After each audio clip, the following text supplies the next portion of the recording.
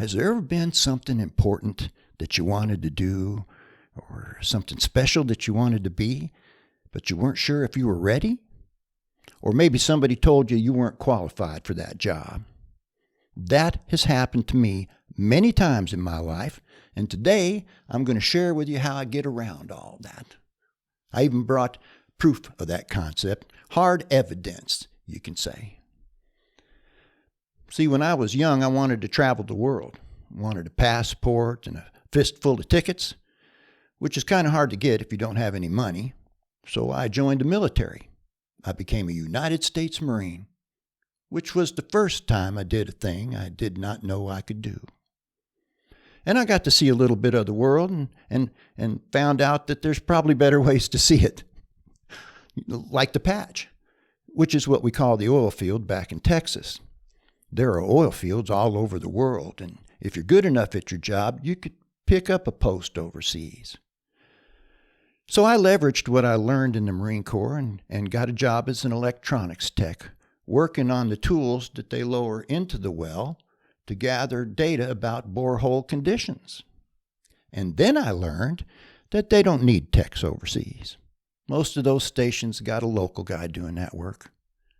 What they needed were engineers, college fellows with degrees in physics or electrical engineering.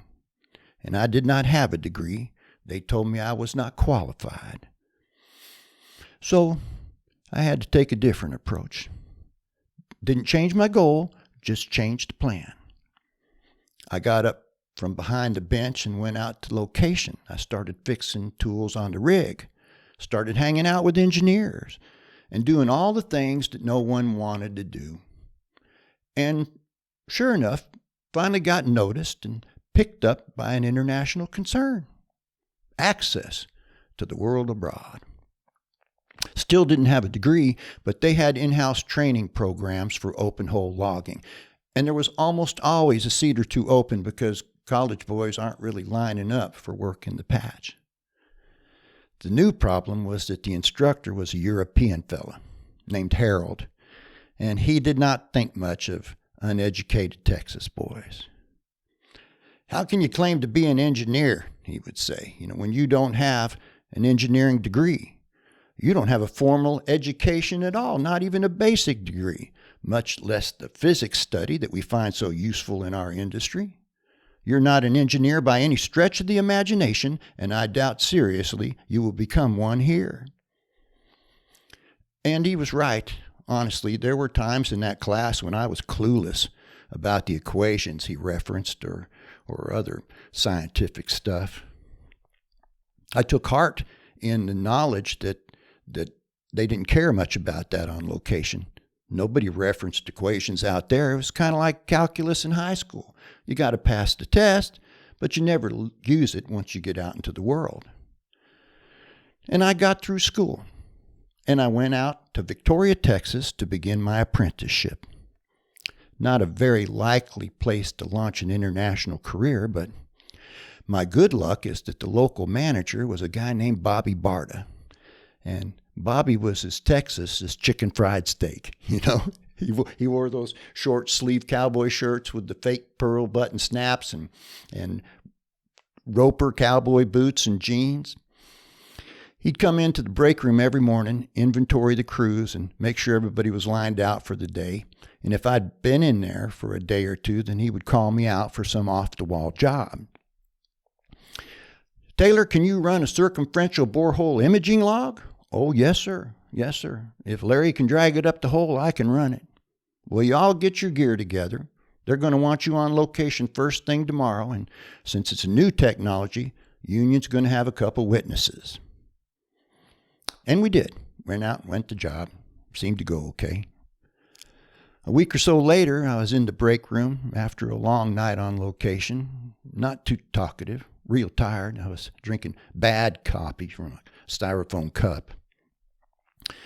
Bobby walked in, looked around, made eye contact with me and said, Taylor, I need to see you in my office right now. And that was all he said. Walked back out. And like a pasture full of prairie dogs, everybody turned to look at me.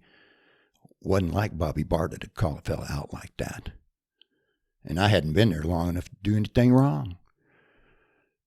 I was surprised and a little off balance, but walked down the hall, knocked on the door. "You wanted to see me, sir?" "Sit down, Taylor. I need to know if you lied to me or not." "Oh, no, sir. No, sir. Not my style. I bullshit, but I don't lie, sir." Well, Justin Hanover from Union called about that interpretation of the civil log. And you were out in the field, so I sent him to Harold. Oh, God. Harold, this can't be good. What'd he say? Well, he said it looked like a good piece of film. Said the tool looked well calibrated. He was kind of surprised. It was a brand new technology, scarcely more than a prototype, were his exact words, I believe, and he wanted to know how my rookie engineer got trained on a tool that only 3 fellas in the Gulf have run so far. Now, I asked you if you had run that before, Taylor, and you told me that you had. I like that you got a good job, but I do not like liars. "Oh, no," Bobby bartered, "that is not how it went down. No, sir. I know because I did what I do every time you come in there. You come in there asking me if I can run this job or that one, and I say, yes, I can. On that one, I took the manual, read it on the way out to location, the tool calibrated according to specifications, and the film looked good. Company man was happy. It was a big ticket item, Bobby. I get paid a percentage of the ticket, so of course I want to run it. You didn't ask me if I'd been trained on it. You did not ask me if I'd run it before. You asked me if I could, and I answered truthfully." And he thought about that. Rolled it over in his mind to see that it synced up with his memory of the conversation, and satisfied that it did, he said, "All right, I'll be careful how I word things in the future. You know, when you got here, Taylor, I wasn't sure you were going to make it. Long-haired, wild-looking thing. But those company men out there, they like your work. They're calling you out the location. They're buying what you're selling, son. It makes me think you should be in sales full time." Well, it was nice to hear that from the fellow. I liked the support. Glad to know he might be willing to help me. But that was not the objective, and I made sure to tell him that. "Well, thank you, Bobby, but no thanks. I don't want to be in sales. I want a job overseas. That's my goal. Everything that I've done the last few years has been to get a job overseas. And if you want to help me, you can help me do that." And then I shut up. I let those words hang in the air for a minute and give God a little room to do his magic. I mean, I still didn't have the degree, and technically speaking, I was not qualified for the job, but check this out. That's the passport right there. And that's me. Okay? And this right here, whoa, that's my dream manifest. You see those? Those are extensions. When you fill a passport up, they will staple an extension in there so you can continue to travel. And I have 1, 2, 3, 4 extensions. I realized my dream because I did not let the opinion of other people deter me in my quest. And I did not get in my own way. I got as ready as I could, and I went. That's the lesson here. Don't wait to follow your dreams. Don't wait for everything to get lined out perfect, because you might wait too long.